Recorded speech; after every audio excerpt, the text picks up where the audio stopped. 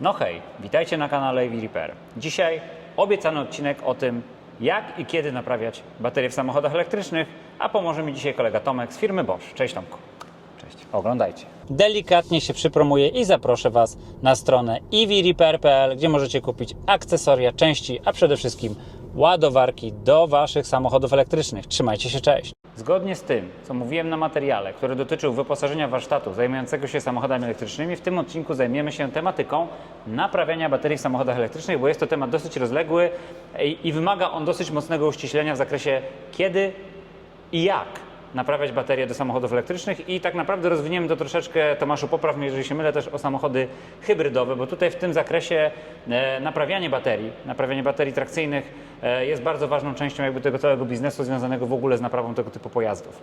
Także przechodzimy już bardziej do spraw szczegółowych. Ja może zacznę od takiej ogólnej tezy, którą ja wygłaszam. Tomek, jak się ze mną nie zgodzi, to będzie mi przerywał. Moja teza mówi, baterie w samochodach elektrycznych najnowszych generacji, gdzie te baterie zaczynają być już strukturalne, skomplikowane, a pojedyncze moduły mają bardzo wysokie napięcia, ta naprawa staje się nieopłacalna. Nie chcę powiedzieć, że jest niemożliwa. Każdą baterię da się naprawić. Tylko wziąwszy pod uwagę to, że na przykład obecne baterie Tesli są strukturalne, czyli są wypełnione pianą poliuretanową, dostęp do poszczególnych ogniw czy modułów jest bardzo utrudniony, ta naprawa jest po prostu bardziej kosztowna niż wytworzenie nowej baterii. Stąd też moja teza idzie w tą stronę, że naprawianie takich baterii i w ogóle przyszłość naprawiania baterii nie istnieje. Czyli możemy przyjąć takie założenie, że w perspektywie 10-15 lat baterie będziemy tylko i wyłącznie wymieniać. Natomiast zupełnie zgoła inaczej ma się sprawa do tego całego rynku baterii, które zostały już wytworzone i niektórych baterii, które są nadal wytwarzane i o tym zaraz z Tomkiem trochę więcej powiemy. Pierwsza część tej tezy, myślę, że tutaj Tomek będzie miał dużo więcej do powiedzenia niż ja, czyli naprawy baterii w samochodach hybrydowych, bo to jest chyba w tej chwili największy rynek napraw baterii. To znaczy zgadzam się z tym, że baterie do hybryd są najczęściej naprawialne. Dodałbym do tego ostatnio rosnący rynek miękkich hybryd, gdzie te baterie mają tylko 48 V, ale również widzimy, że się uszkadzają i tutaj najczęstszym problemem jest zwykłe rozładowanie. Bateria się blokuje, nie pozwala się naładować, a faktycznie przy użyciu zewnętrznych ładowarek jest to możliwe. Natomiast jeżeli chodzi o samą naprawę tych nowych baterii w pojazdach elektrycznych szczególnie, no to Bartek ma rację, że w wielu modelach mamy baterie strukturalne. Nawet jak ta bateria nie jest strukturalna, ale składa się tylko z 4 powiedzmy 100-woltowych modułów, no to nadal ten koszt pojedynczego modułu jest zbyt duży, żeby ta naprawa finalnie dla klienta się opłacała. No ale pamiętajmy, że są wciąż producenci na rynku, którzy przygotowują te swoje baterie pod naprawę, tak jak powiedzmy grupa Volkswagena czy Kia Hyundai, gdzie tam w tej baterii mamy 20, a nawet więcej modułów i jeżeli uszkodzi się tylko kilka, to ta naprawa nadal może być opłacalna. Tutaj jeszcze chciałem dodać i uzupełnić delikatnie wypowiedź Tomasza, że chociażby czy moduły w Kijach, czy moduły w Volkswagenie i w ogóle całe baterie są w zasadzie przemyślane tak, żeby mogły być naprawiane. Tak? Czyli na przykład w Volkswagenie te baterie, szczególnie w modelach ID, one są po prostu otwieralne i to jest po prostu tak zaprojektowane, że możemy je otworzyć i zamykać i to jest OK, a dodatkowo moduły pojedyncze posiadają złącza do balansowania, więc to jest jakby taki dosyć istotny element, który wskazuje, że producent tutaj od tej strony pomyślał.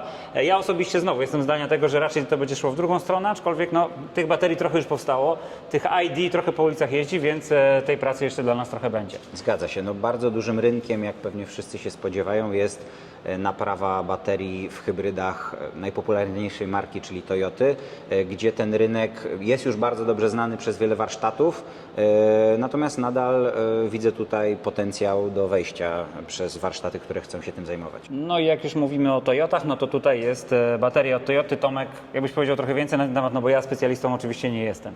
Jest to bateria od Toyoty Yaris, czyli taka powiedzmy starsza troszeczkę generacja, gdzie mamy tylko 20 tych modułów szarych, które widzicie. Raczej nowsze baterie są tylko większe, czyli mamy 20 kilka, a nawet ponad 30 w niektórych Lexusach modułów, więc no, tym bardziej ta naprawa staje się opłacalna, kiedy okazuje się, że z tych 30 jest do wymiany powiedzmy tylko kilka modułów. Tomku, powiedz mi jeszcze jedną rzecz, bo ty masz na pewno większe doświadczenie. Jak wygląda skuteczność takiej naprawy? Czyli w momencie, kiedy wymieniamy taki moduł, dobalansowujemy go, balansujemy cały pakiet, to z twojej wiedzy skuteczność takiej naprawy i długotrwałość takiego rozwiązania, takiej naprawionej baterii, jak to wygląda? W pierwszej kolejności musimy stwierdzić, które moduły są uszkodzone, bo może wszystkie. I tutaj najbardziej sprawdza się sprawdzenie pojemności tych modułów. One mają jakieś swoje katalogową pojemność w amperogodzinach i podłączając taką baterię, a dokładnie każdy moduł do odpowiedniej maszyny, które chociażby stoją za nami, możemy sprawdzić tą pojemność i wytypować te najsłabsze. Praktyka pokazuje, że najbardziej psują się te na środku, ponieważ mają najsłabsze chłodzenie. Tutaj wspomnę tylko, że praktycznie wszystkie baterie w hybrydach Toyoty są chłodzone powietrzem. No więc po wytypowaniu tych najsłabszych możemy je wymienić na inne i taka naprawa najczęściej jest skuteczna. Tutaj dopiero kiedy sprawdzimy, że moduły są równo zużyte i wszystkie się do niczego nie nadają, należy klientowi zaproponować wymianę baterii na inną lub na nową. Okej, czyli twoim zdaniem te baterie są wciąż naprawialne i te naprawy są skuteczne i przynoszą rzeczywisty efekt w postaci, nie wiem, przejechania kolejnych 100 000 na przykład kilometrów. Zgadza się. Szczególnie, że jeżeli już tak obrazowo mam mówić, baterię tutaj mamy niklową, czyli dokładnie niklowo-metalowo-wodorkową. One bardzo wiele wybaczają. To znaczy tu nie musimy mieć jak w Tesli napięcia dokładnego co do setnej czy tysięcznej części volta, więc te drobne nierówności w napięciu nie zatrzymują nam samochodu, więc naprawdę ta bateria jest wdzięczna do naprawy. Słuchajcie, teraz przenosimy się na następny stół, w którym Tomek przygotował parę baterii, czy tam powiedzmy modułów bateryjnych i baterii, żeby wam troszeczkę więcej opowiedzieć, także Tomek, kontynuuj, jeśli możesz. Tak, kilka przykładów, takich powiedziałbym, że jeszcze pokazujących tą naprawę, która jest możliwa, czyli od waszej prawej strony mamy moduł z Nissana Leafa. Znany wam zresztą. Gdzie tych modułów jest kilkanaście w samochodzie i jeżeli nawet wykrylibyśmy, że pojedyncze ogniwo uległo uszkodzeniu, no to możemy taki moduł wymienić. Tutaj dalej moduł z, jak to Bartek mówi... To Mitsubishi Outlander chyba akurat to jest. Tak, natomiast bardzo podobny był stosowany w tych trojaczkach z grupy PSA, czyli tam Mitsubishi IMF, Citroën C0, Peugeot Ion. Dalej mamy moduł z BMW.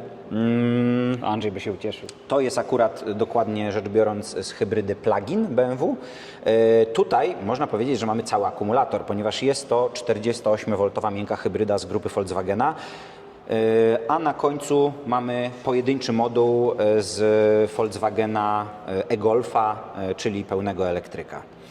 Jakbyś powiedział troszeczkę więcej o tej, bo jak żeśmy rozmawiali kuluarowo, to mówiłeś właśnie o pełnym rozładowaniu, głębokim rozładowaniu takiej baterii tak naprawdę w miękkiej hybrydzie. Jakbyś trochę więcej na ten temat powiedział, bo to ciekawostka jest. Jeszcze korzystając z chwili uspokoję wszystkich, bo Bartek dotyka tego akumulatora, natomiast jest to napięcie bezpieczne. Wszędzie tutaj jest poniżej 60 V, więc nie trzeba nosić rękawic elektroizolacyjnych.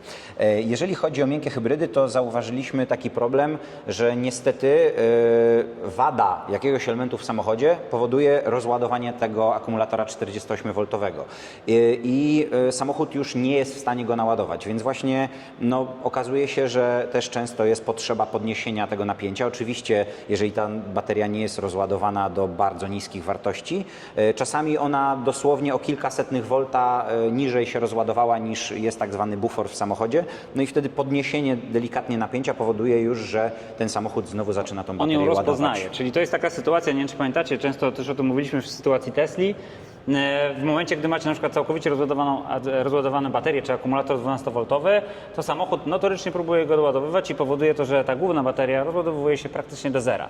Na szczęście w Tesli mamy tak zwany próg bezpiecznościowy w postaci bufora i ta bateria już poniżej tego poziomu nie schodzi. Natomiast tutaj najwyraźniej sytuacja jest inna i ta bateria schodzi poniżej tego poziomu, natomiast na szczęście ona, tak jak Tomek mi tłumaczył, ona nie schodzi tam do 1 V, że to jest już niebezpieczne nawet podładowywać tą baterię, czyli tak jak mówiłeś, nie wiem, 3 V, 3,2 V i z tego poziomu po prostu podnosimy ją na poziom na przykład powiedzmy 3,6 V i samochód jest w stanie wtedy ją rozpoznać i jakby skutecznie naładować. Dokładnie. Przejdźmy może sobie do całego akumulatora z hybrydy plug-in grupy Volkswagena, żeby właśnie pokazać, jaka to jest modułowa konstrukcja. Czyli oczywiście mamy tu już zdjętą obudowę plastikową i taki akumulator składa się z 8 modułów, które tutaj widać są połączone ze sobą chłodnicą. Oczywiście tutaj 2 moduły mamy wyjęte, tu mamy kolejne 2 połączone chłodnicą i po prawej stronie kolejne 4 moduły. Więc tak jak Bartek wspominał na początku filmu, widać od razu, że taka bateria jest przygotowana już przez producenta do naprawy. Mało tego, w dokumentacji oryginalnej Volkswagena, która znajduje się w Ezitroniku, mamy instrukcję wymiany poszczególnych modułów, więc naprawdę producent sam to przewiduje i gdyby jakiś klient życzył sobie zakup nawet nowego modułu, bo nie chciałby korzystać z używanego, to w ASO jest taka możliwość. To jest bardzo dobra wiadomość. Z jednej strony jest to dobra wiadomość dla tych, którzy chcieliby to naprawiać, z drugiej strony ja jestem oczywiście w rozkroku, no bo jak wiecie w Tesli na próżno szukać takiej dokumentacji. Tesla w ogóle nie udostępnia dokumentacji związanej z naprawą silników czy baterii, traktując je jako części zamienne. I znowu, to też nie do końca jest pozytywna informacja, albo powiedziałbym nie do końca tak powinno być, szczególnie w sytuacji tej baterii, o której zaraz będziemy z Tomkiem, mam nadzieję, rozmawiać, czyli baterii z Tesla Model S, gdzie naprawa jest jak najbardziej możliwa. I opłacalna. Natomiast z drugiej strony pamiętajmy o tym, że jednak Tesla, jak i widać, że inni producenci, chociażby chińscy, zmierzają w stronę baterii strukturalnych, baterii, które są zorganizowane w taki sposób, że po prostu je wymieniamy, a te stare mielimy i przetwarzamy na surowiec. Tomku, może byś trochę o tych urządzeniach powiedział, bo to jest, myślę, bardzo ciekawe. Mamy tutaj 2 urządzenia. Po lewej stronie znajduje się balancer, do którego właśnie podłączony jest taki moduł z Tesli, czy to będzie Tesla S, czy Model X. Mamy tutaj problem z nierównymi napięciami, co mam nadzieję, że będzie widać na zbliżeniu. Mamy 6 ogniw i każde ogniwo ma napięcie w okolicach 3,9 V, ale jednak widzimy tutaj różnicę w setnych częściach volta, nawet 5-6 V i dla Tesli to już jest za dużo. Ona stara się w samochodzie utrzymać te napięcia równe co do nawet tysięcznych części volta i w takim przypadku już zgłasza nam tak zwany imbalans.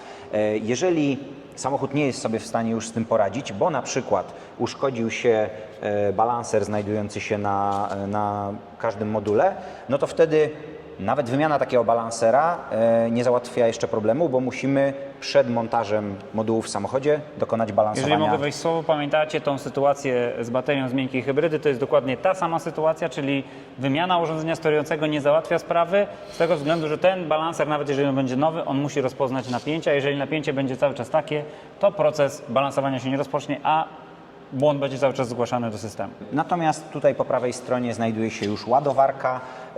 Czym ładowarka różni się od balansera? Ładowarka, pamiętajcie, ładuje za 2 bieguny, plus i minus, natomiast cały moduł, więc ona nie jest w stanie nam wyrównać napięć tych poszczególnych ogniw, które znajdują się wewnątrz. Tomku, jeszcze tylko takie pytanie uzupełniające, to jest ładowarko, rozładowywarka? Tak. Właśnie, to jest bardzo ważna rzecz. Jest to ważna rzecz, dlaczego? Bo praktycznie za każdym razem będzie potrzeba użycia tego sprzętu, ponieważ niezależnie czy kupimy moduł nowy prosto od producenta, czy kupimy moduł używany, to on zawsze będzie miał inne napięcie niż te pozostałe moduły, które znajdują się w akumulatorze, więc wsadzenie modułu od razu do akumulatora nie ma sensu. Musimy albo naładować, albo rozładować akumulator do tego poziomu, jak reszta naszego akumulatora. I do tego właśnie służy to urządzenie. Czasami po ładowaniu to wystarczy, ale jeżeli po ładowaniu napięcia nie są równe, no to wtedy musimy właśnie skorzystać jeszcze z pomocy balansera. Tomku, wspomniałbym o jeszcze jednej dosyć istotnej funkcjonalności tego typu urządzeń, że możemy naładować baterię za kontaktorami. To też jest czasami potrzebne w momencie, kiedy mamy właśnie głębokie rozładowanie i myślę, że warto jakbyś o tym też trochę więcej powiedział. Ta ładowarka, rozładowywarka faktycznie dedykowana jest do modułów. Co prawda obsługuje ona napięcia do 260 V, więc możemy tym na przykład naładować cały akumulator z hybrydy, tak jak ta Toyota, którą wcześniej rozmawialiśmy. Tutaj możemy podpiąć całą, ale jeżeli mamy moduły, które mają na przykład 60-100 V, no to raczej wyjmujemy je z akumulatora i dopiero w tym miejscu podłączamy. Na przykład ten moduł, a w zasadzie 2 moduły z akumulatora od Volkswagena plug-in, który przed chwilą oglądaliście. Jak widzicie, to są 2 moduły połączone razem, więc jeżeli podłączymy się do plusa i minusa całego tego modułu, to będziemy mieli prawie 100 V. I możemy ten moduł doprowadzić do napięcia, które potrzebujemy, żeby później uruchomić ten akumulator. I możemy powtórzyć ten cykl, czyli możemy to rozładować, znowu naładować i mieć 100% pewność, że wszystko jest w porządku. Jedna rzecz, o której zapomniałem wspomnieć, powiedzieliśmy troszeczkę o tym przy okazji Toyoty, no to pamiętajcie, że różne urządzenia tego typu mówią nam też o pojemności takiego modułu, czyli jeżeli my zrobimy mu pełen cykl ładowania, rozładowania, to dowiadujemy się, który moduł jest lepszy, a który gorszy, który ma większą pojemność, a który ma już tak małą, że nie nadaje się do samochodu. To jest bardzo istotna funkcja, bo pamiętajcie też o tym, że owszem, napięcia mogą być bardzo często równe w modułach, ale na koniec dnia może się okazać, że mają różne pojemności i to też będzie tworzyło dodatkowy problem, czyli rozbalansowanie, jeżeli chodzi o pojemność modułów. I Tesla ma taki błąd, to się nazywa Kack imbalance. No i wtedy też de facto kończy się to wymianą na przykład modułu. Tak, no, bateria jest tak dobra, jak jej najsłabszy moduł. Słuchajcie, tutaj mamy coś, co już wiele razy się przewijało przez nasze warsztaty, a w szczególności nasz warsztat w Chorzowie. Tutaj mamy baterię S90 akurat, czyli troszeczkę nowszy model baterii do Tesla Model S. To jest już taki poliftowy. Tutaj była akurat wilgoć w środku, to powiedzmy nie jest istotne, dlaczego ta bateria jest zepsuta, natomiast dlaczego ją pokazujemy? Pokazujemy dlatego, że to jest bateria, którą my uważamy za baterię naprawialną. Czyli w naszej nomenklaturze, w nomenklaturze EV Repair i naszych warsztatów, te baterie są jak najbardziej naprawialne i my w szczególności w Chorzowie te baterie bardzo często naprawiamy. Tak, dlaczego naprawialne? Dlatego, że one mają indywidualne moduły do 24 V, które dosyć łatwo jest wymontować z tego, położyć na stół, naładować, rozładować, łatwo się na nich pracuje. One mają indywidualne moduły BMB, które można wymienić i dosyć łatwy dostęp jest też do wszelkiego rodzaju sensorów napięcia czy temperatury. No i też idealne rozwiązanie, bo wszystkie moduły są takie same, czego już w nowych bateriach Tesla nie można powiedzieć, bo tamte moduły nie są ze sobą zamienialne i niestety to tworzy To pokażemy właśnie... Wam teraz na przebitkach, jeszcze przy okazji z naszego warsztatu mamy te moduły wyciągnięte. Tutaj nie jesteśmy w stanie tego zobrazować, bo akurat Tomek ma te moduły w zewnętrznym magazynie, natomiast w Tesla Model 3 każdy moduł jest indywidualnie inny, więc dobieranie modułów w Tesla Model 3 jest dodatkowo utrudnione dlatego, że jeżeli kupujemy używany moduł z rynku, musimy kupić dokładnie taki sam moduł, jaki jest potrzebny naszej baterii, dodatkowo o zbliżonej lub identycznej pojemności, jaką mamy w poszczególnych modułach, które zostały, więc jest to bardzo, bardzo trudne. Tutaj, tak jak Tomek powiedział. No a patrząc jeszcze na ceny, to gdzieś tam przewijają się takie moduły, jest ich mało, ale patrząc na internet mówimy o 4-5 tysiącach za jeden moduł, gdzie tak jak Bartek na jednym z filmów wspominał, dzisiaj prawie nową baterię możemy kupić za 12-15 tysięcy do modelu 3 czy Y, więc no tym bardziej tamta naprawa dla klienta nie jest opłacalna. Dokładnie tak, więc znowu czas pokaże, w którą stronę pójdzie rynek.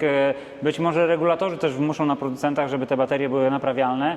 Osobiście uważam, że raczej tak się nie stanie. Wydaje mi się, że z bateriami, los baterii samochodowych niestety, bo niestety czy stety, będzie dokładnie taki sam jak los baterii w telefonach, czyli będzie to urządzenie zintegrowane, strukturalne, które będzie podlegało po prostu jednorazowej wymianie i utylizacji. Natomiast z drugiej strony, patrząc na to, jak często się psują, czyli się nie psują moduły strukturalne Tesla, wydaje mi się, że tak naprawdę tego typu bateria tak przygotowana, ona po prostu nie będzie się psuła, bo nie będzie ku temu największego powodu.